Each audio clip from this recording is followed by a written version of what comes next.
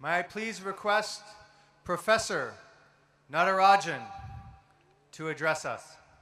Chief guest of the evening, Mr. Mohammad Darwish, Chairman, Mr. Hukumat Kalwani, and the dynamic CEO, Mr. Kamal Kalwani, my distinguished fellow members on the advisory board, the very competent teachers of this school, the very enthusiastic children who have come here. I saw you applauding your fellow students, and the very distinguished parents and the invitees who have come here for this function. First of all, why am I attracted to Ambassador Education? I believe there are many positive features of AE.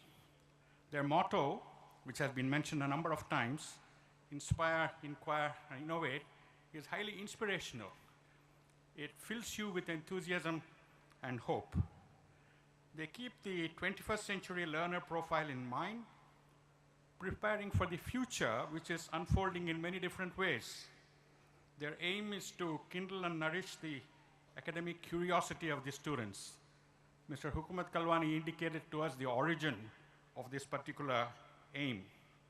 They have strategic partnership with world-renowned educational systems. There is a drive towards continuous improvement. It is, in short, an ecosystem promoting holistic student development. What more can you ask for? Since I come from higher education sector, what are the expectations of higher education institutions from high school students?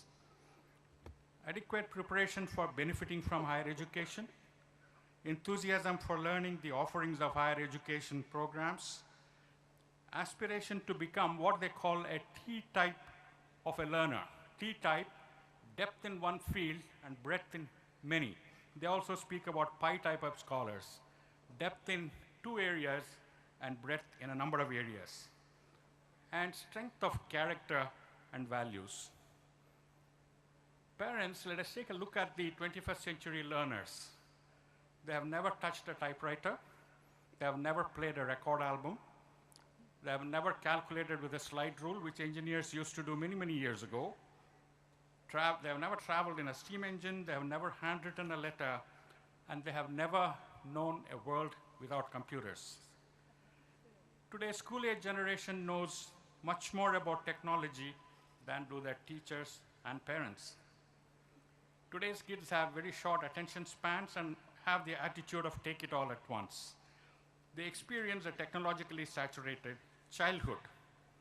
However, they have some unreasonable expectations. They believe that learning is easy and requires no effort. They believe that access to information is the same as acquisition of knowledge. Like instant food, they believe there is instant knowledge, instant skills, and instant experience. Far from true.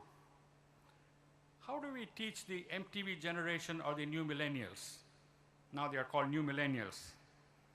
Today's students are used to TV remote controls, computer games, and web browsers, all of which allow them to switch content at will. Their short attention spans, lower tolerance for boredom, and aversion to static media all pose challenges to educators to provide information and knowledge in dynamic, compelling, and interactive ways. So what about the 21st century teachers?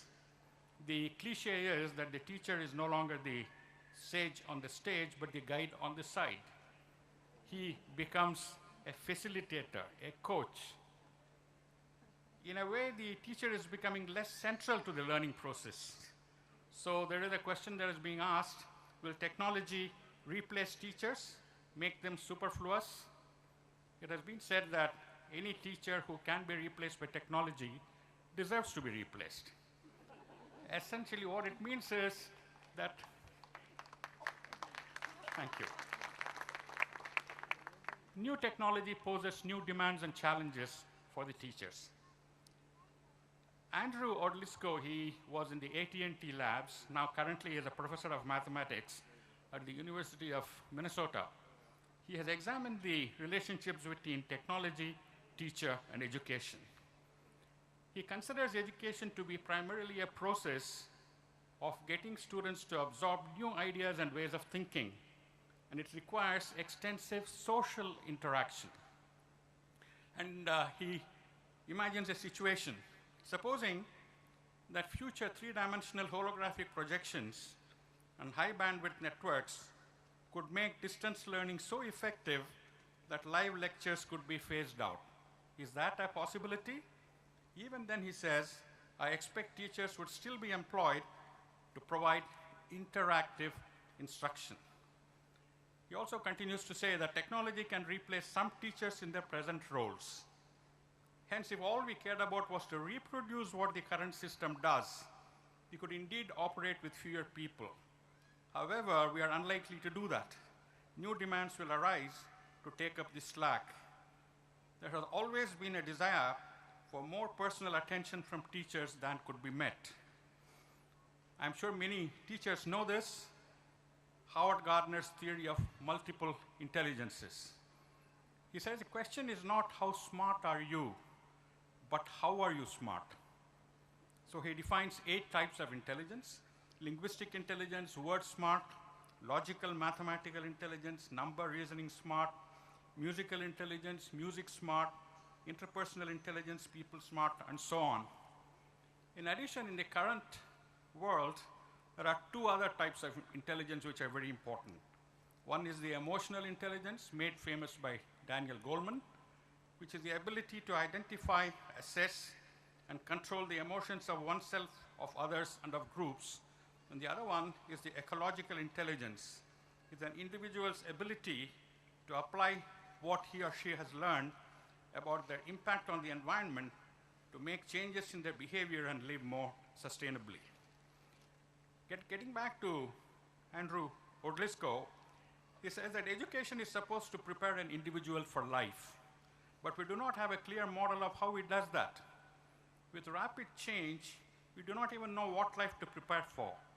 Therefore, replacing some elements of the current educational experience by technology is unlikely to diminish the human element provided by teachers, which continues to be an extremely important thing. Last but not the least, education with values. True education is training of both the head and the heart. The first duty of a school, Winston Churchill said, is to teach wisdom, not trade, not technicalities. I'm extremely happy that Ambassador Education has its focus on the right areas, and I am sure that the children that you produce or the children that you train and educate will be better suited to face the challenges of the 21st century. I take this opportunity to wish you all the very best of luck and success. Thank you.